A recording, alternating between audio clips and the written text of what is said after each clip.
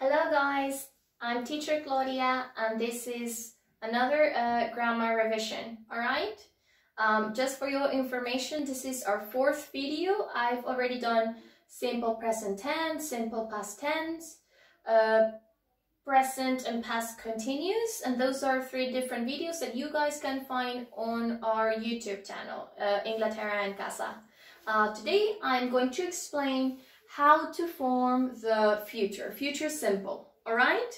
As always, I need to tell you that we cannot talk about progressive forms, past or future, if we don't understand, if we don't organize the present, okay? So the way I teach is that I divide it into four groups, as you probably already know.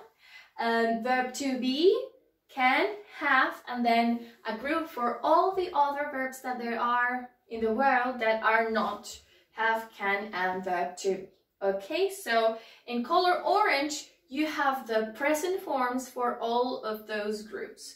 So for to be, the present forms are are, and is to express existence and location. Okay, I am a teacher, I am here. Then to express ability in the present, we have can, I can, you can, he can. To express possession in the present, we have and has. And then as an example of the other verbs, I chose verb go. Go, to go somewhere. Okay, in present, we say I go, you go, and for third person singular, he, she, it, we add an S or ES depending on the case. For go, as it finishes in O, we need to add an E and an S. So I go, she goes.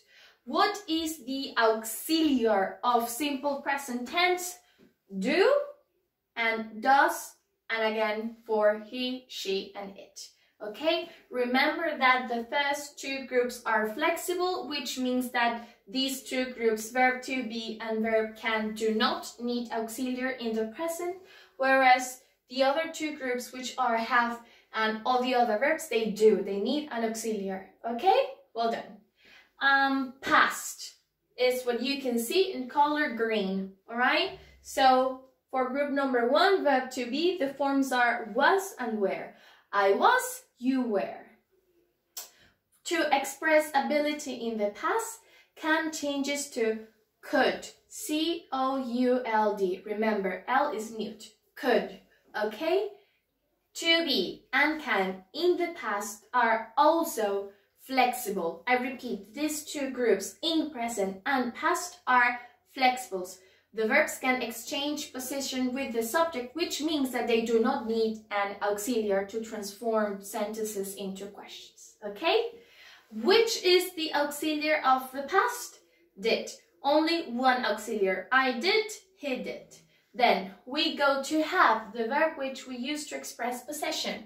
In past is had. Okay? One form only. I had, you had, they had. And finally, the other verbs are divided into regular verbs and irregular verbs. That will depend on the verb you pick. But for example, as we are using go, it turns to be an irregular verb because its base changes. So it changes from go to went. Okay, now what is the auxiliary? I think I already told you this, but just to review, what is the auxiliary of the past is did. Okay, so in present and past, have and all the other verbs are not flexible. They need help. So when you make sentences and want to transform those sentences into questions using either have or one of the other verbs, you do need to use your auxiliary. All right, good. Remember that we use auxiliaries in questions, short positive sentences, and short and long negative sentences. Long positive sentences do not need auxiliaries. Alright? Good. Today we are going to talk about the future, okay? But, and this is important, today I'm gonna talk about a remote future, okay? Things are gonna happen in 10 years, in 3 years, in 100 years, okay?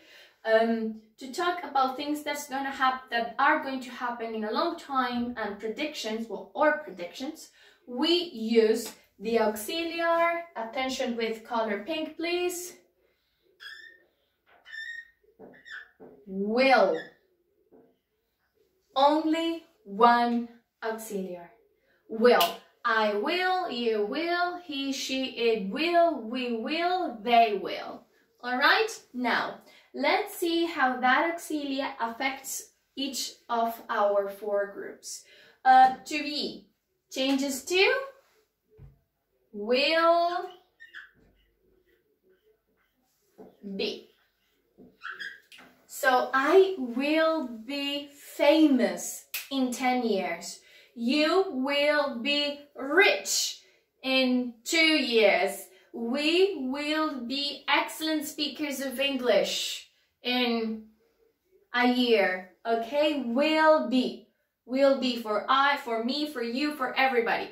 I will be, you will be, he will be, she will be. Okay? How do you transform that into a question? Verb to be, even in future, it's still flexible. So what we do is that let's think of a sentence first. So Pete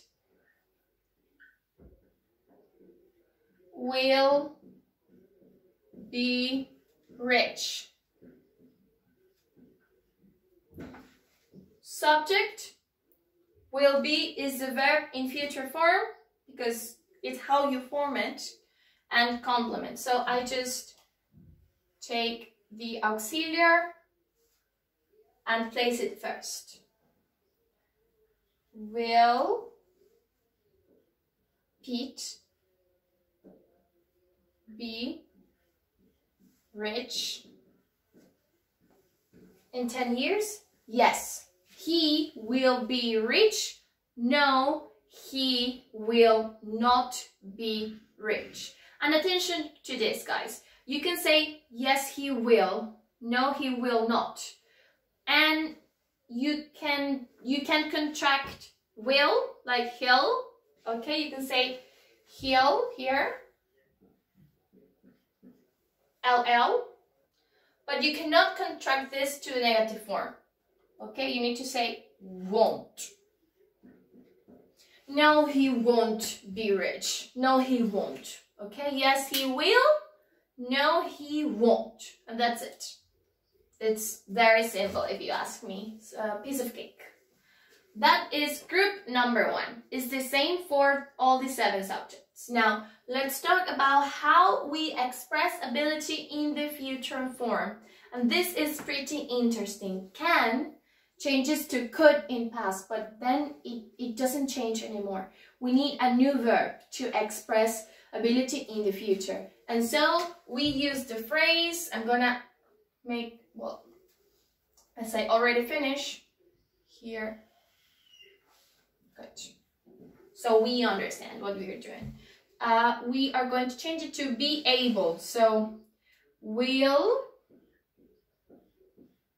be able. Okay, in 10 years, I will be able to speak Japanese.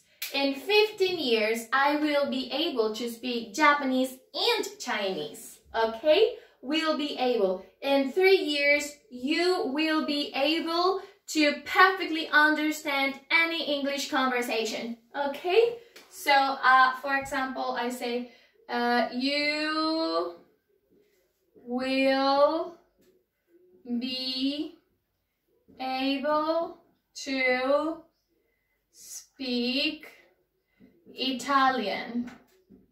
You will be able to speak Italian. Now, how do you transform this into a question? You change the position of will. Basically, it just changes to will you be able to speak Italian? Will you be able to speak Italian in the future? Yes. Yes, you'll be able to speak Italian in the future, or no, you won't be able to speak Italian in the future. yes, I'll be able, or no, I won't, or you won't be able. Okay? So, and again, because this is pretty important, can for present, could for past, and then we change to a different verb, which is be able to. Be able to has a present and a past form. I am able to do something, I was able to do something, but as verb can doesn't change, can change into future, we just take another verb, okay? So I'll be able to do something in the future. All right? Good. That takes us to group number 3, which is have, the verb that we use to express possession. Very good. So it's super simple. To express possession in the future, we say I will have. I will have. I will have a big white house in 5 years. I will have a brand new car. She will have, I don't know, she will have a new bicycle. Yes, in 5 years she will have a new bicycle. Okay, we are making predictions. We're not sure these things are going to happen. We're just guessing, basically. Okay, we have no real evidence that these things are going to happen. So, how to form a sentence? I just gave you some examples, but let's write it down, okay? So, I'm gonna do it here for you to follow my lead, okay? You will have a house. Let's keep it simple for now. You will have a house. What is the question? Will you have a house? Will you have a house? Yes, you will. No, you won't. Yes, you will. No, you won't. As we did with verb to be, as we did with can or be able to express ability, to express position, what we do is that we exchange the position of the subject and the auxiliary. Which is the auxiliary for future? Will, with 2 L's. Okay?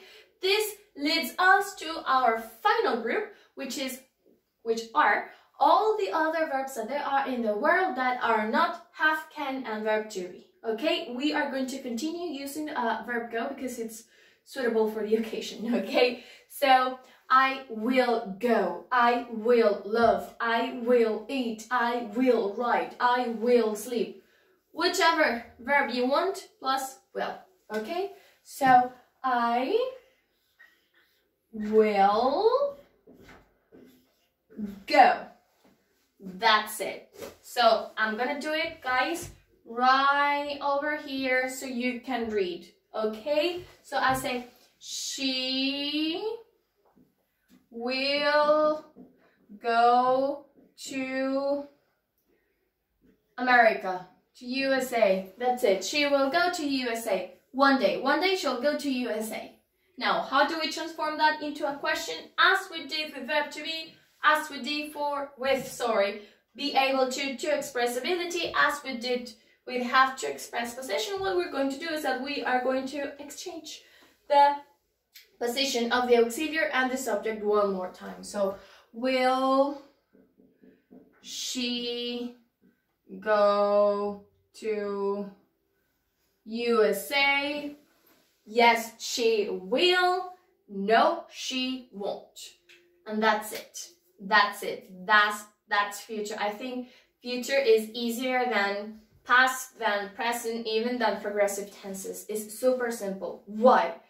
Because in future, all the verbs, they behave the same way.